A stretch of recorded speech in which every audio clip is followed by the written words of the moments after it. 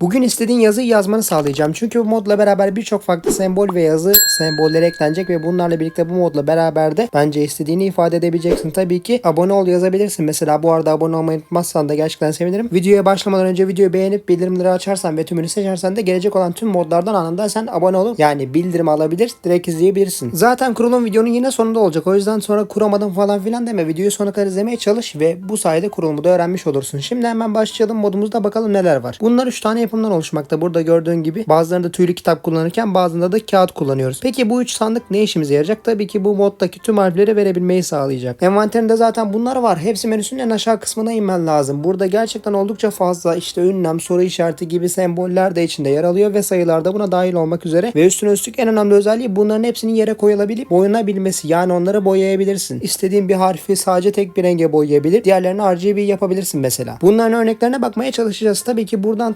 boyamak için beyaz bir tane şey almamız lazım. Harf almamız lazım ve sonra yanına boya koymak lazım. Mesela ben buradaki tişörtünü aldım. Yanına Minecraft'taki boyalardan bir tanesini, yani vanilla varsayılan boyalardan bir tanesini seçmem lazım. Ben en çok kırmızı rengi seviyorum. Sen de en çok sevdiğin rengi yazabilirsin tabii. Ben o yüzden kırmızı kullanacağım. Mesela bunu seçtim. Yanına envanterden koyuyorum. Crafting table'da istersen böyle de koyabilirim. Yeter ki yanında boya bir tarafta bulunsun. Bana kırmızı et işareti vermiş oldu. İstediğim kadar alabilirim. Ya da istersem gider bu boyayı değiştirip mesela ne alalım? En çok sevilen renk sanırım mavi çıkmıştı bir oylamada. Toplulukta zaten bu arada çok fazla oylama başlatıyorum. Bazı yarışmalar falan filan da oluyor. Doğru bilebiliyorsan orayı da arada bir kontrol et. Bu arada video duyuruları da oradan geliyor zaten. Ama bildirimin tümü açıksa zaten gitmene gerek yok. Umarım açıktır. Mesela ben gittim, farklı bir çeşit boya aldım. İstediğim boya türlerini hemen hemen yapabilsem de tabii ki basit renkler olması lazım. Yani kendi rengi olması lazım. Burada gördüğün mavinin diğer tonlarındaki renkleri desteklemiyor çoğunlukla. Sadece tek bir renk üzerinde. İstersem siyah, hangi renk istiyorsam böyle RGB kadar yapabilirim. Peki ben bunları yaptım, boyadım, elde ettim. Ben bu kırmızı eti olduğu gibi yere koyabilirim. İşte ben bundan bahsediyorum. Aynı şekilde Windows 10'daysan zaten sağ tıklaman lazım. Onların içinden geçmiyorsun. Tam olarak elinde tekrardan kırabiliyorsun bunları. Mesela birinci sandık gördüğün gibi kitapla yapılıyor. Tahtaları diziyoruz, böyle ortasına bir kitap. Diğer semboller için de tüylü kitap kullanmaktayız. Aynı şekilde bir de kağıt hali var. Bu 3 sandığı elde ettin diyelim. 3 sandığı yere koyduktan sonra bir kere vurman lazım üstlerine. Kırman gerekmiyor. Yani bir kere dokunduğun zaman zaten geliyor. Mesela burada harfler çıktı. Diğerinde de sayılar çıktı ve diğerinde de diğer işte et işareti ya da önlem gibi, soru işareti gibi crafting table yapımı yerine bu şekilde daha kolaylaştırıldığını söyleyebiliriz. Ve yapımı da o kadar da zor değil. Hani bu harflere bakarsan, çünkü gerçekten çok fazla harf verdiğini söyleyebilirim ve envanterimden bile taşmıştır. Belki diğerleri de gelmemiştir o yüzden. Sunucu tanıtımında kullanabilirsin. Tabii ki sunucularda çok fazla kullanılabilir değil. Çünkü deneme özelliği istediği için belki de çalıştıramayabilirsin. Ama duyduğuma göre Aternos'ta falan filan bunun bir yöntemi varmış. Yani denemeler açılabiliyormuş. Şimdi diyorsun sen de bir ara Aternos kullandın falan filan ama hani çok da detaylı kullanmamıştım açıkçası. O yüzden bir şey söyleyemeyeceğim. Ama neyse, bizim amacımız Aternos değil. Yani normal bir kullanıcı için baktığımızda gerçekten çok iyi çalışan bir mod olduğunu söyleyebilirim. İstediğin gibi kişiselleştirmek sana kalmış. Burada tabelaları kullanmak yerine daha iyi bir seçenek bence tam olarak bu. Çünkü bunları istersem üst üste de yan yana da koyabilirim. İstediğim gibi. Mesela ben nereye bakarsam bakayım, soru işaretinin yönüne dikkat et mesela. Oraya doğru dönüyor. Yani yön de gayet güzel çalışıyor. Burada yön doğru olarak döndürülmüş oluyor. Tekrardan şöyle ufacık bir göz gezdirecek olursak sana tanıtmak için, mesela en aşağı indiğimde işte harfleri zaten görüyorum, bilmem ne bilmem ne. En sevdiğin rengi tekrardan yazmanı hatırlatayım. Ben de merak ediyorum çünkü benim zaten kırmızı olduğunu biliyorsun. Umarım da abone olmuşsundur, yani boşuna konuşmuyorumdur diye umuyorum. Umarım da öyledir, yani bilmiyorum. Ama gerçekten çok iyi bir mod olduğunu baştan söylemek gerekiyor dostlar. Tabii ki diğer modlarla çalışırım, şu anda çok fazla bilmiyorum ama çalışırsa, eğer deneyebilirsen mükemmel olacağını söyleyebilirim gerçekten. Ama çalışsa bile zaten uyumlu çalışmaya da bilir. Bunu baştan söyleyeyim, yani çalışsa bile yarım da çalışabiliyor. Bunun için de yapacak bir şey yok. Bu arada Minecraft benim en sevdiğin özelliği ne sence? Bunu da yorumlara istersen yazabilirsin. Benim sevmediğim özellikler zaten var. Hani birden fazla modu kullanamama olayı var ve bu gerçekten can sıkıcı olabiliyor. Evet, yazı yazmak bu şekildeydi. Başka bir şey yok mu? Evet, var. Çünkü fonksiyon komutlarıyla da alabiliyoruz. Yani tek seçenek buradaki sandıkları kullanmak değil. Slash fonksiyon, benim yazdığım gibi yazmayı tabii ki unutma. Yoksa yanlış yazarsan buradakini, yanlış yazdığın takdirde bunlar çıkmayacak. Fonksiyon yazdıktan sonra boşluk bıraktım. Slash'ı unutmuyorum. Burada çıkan komutlardan ben tüm harflerin rengine kadar buradaki kodları yazdıktan sonra elde edebiliyorum. Tabii ki oldukça fazla kod olduğu için bunları kullanmak çok mantıklı değil. En azından mobil için. Çünkü bunların arasında gezinecek bir tuşumuz yok. Çünkü Windows 10'da zaten ok tuşlarıyla bunları, daha önceki yazdığın komutları getirebiliyorsun ama burada öyle bir olay yok maalesef. İstediğin yerde kullanman için bence mükemmel. Bu arada tabii ki hayatta kalma modunda da nasıl kırabileceğimizi görelim bunları. Ayarlara giriyorum. Mesela bir tane harf ekleyeceğim buraya. Hayatta kalmada da gayet kolay bir şekilde kırabildiğimizi aslında söyleyebilirim. Tabii ki biraz daha zor olsa da herhangi bir kazma gerektirmediğini söyleyebilirim. Eğer kazmayla kırarsan tabii daha hızlı kıracaktır. Peki ne yazacaksın sen bu modla yolla? Yani nasıl amaçla kullanacaksın? Bunları da yoruma yaz. Tabii ki ben de bir yandan kamera açısını değiştirmeye çalışırken. Abicim şuraya bir F5 butonu koysanız güzel olmaz mı ya? Neyse bu videonun da sonuna geliyoruz. Tabii ki bir dakika. Sonuna gelmeden önce kurulumu gösteriyoruz. Kurulumu göstereceğim ama umarım videoyu da beğenmişsindir. Şimdi gel bir kuruluma bakalım. Sonrasında son sözümüzü burada söylemeye devam ederiz. Bu soru işaretiyle beraber. Evet, oyunumuzdan çıkıyoruz. Çıktıktan sonra yüklenmesini bekliyoruz. İşte burada yapabileceğin seçenekler dünyayı düzenleyerek ya da yeni bir dünyada bunları yapmak. Sana kalmış kurulum seçeneği. Burada hemen düzenle butonunu ben kullanacağım. Düzenle dedikten sonra buradaki normal dünyalarını zaten biliyorsun. O yüzden anlatmayacağım. İstediğin bir ismi ya da hayatta kalmada ya da diğer her şeyi belirleyebilirsin. Bunlar beni ilgilendirmez, ancak burada denemeler kısmı beni ilgilendirir ve seni de ilgilendirir. Çünkü bunları açmazsan bu mod çalışmaz. Burada gördüğün tatil oluşturucu ve bu özellik yeterli burada. Sonra tabii yeterli değil çünkü kaynak paketi ve davranıştan da açılması gerekiyor. Sende paketlerim de olacak. Ben de şu anda açtığım için burada gözükecek. Bunu açıyorsun. Aynı şekilde davranıştan eğer otomatik açılmadıysa buradan da açıyorsun elle. Bıraktığım kaynak paketi ve davranışı indirmeyi ve ikisini kurmayı da unutmaman lazım. Yoksa bir tanesi gelmez. Sonra bana soruyorsunuz ben niye çalıştırmadım falan filan. Bunlara dikkat etmeni öneriyorum sana. Telefon parlaklığı kıstı bu arada. Sanırım çok kasıyor. Az sonra kapanmazsa iyidir kayıt. Bu modda bu şekilde. Telefon kapanmadan şöyle bir bitireyim de bari. Son sözlerimde de tabii ki abone olmanı tekrardan hatırlatacağım. Maalesef çok fazla kez hatırlatmak zorundayım. Çünkü bunlar için gerçekten fazla bir zaman harcadığım için bence bunları yapmak senin için çok da zor olmamalı. Eğer gerçekten beğeniyorsan bu arada abone olmanı öneririm. Eğer beğenmiyorsan beğenmeyebilirsin. Bunda bir sıkıntı yok. Tabii ki beğendiysen de bunları yapmayı bir zahmet unutma yani, ne diyeyim. Neyse, o zaman diğer modlarda ben yine burada olacağım. Eğer sormak istediğin sorular varsa buradaki soru işaretini kullanarak onları da yorumlarda sorabilirsin bu arada. Hadi bakalım, diğer modlarda ben yine buradayım. Bam.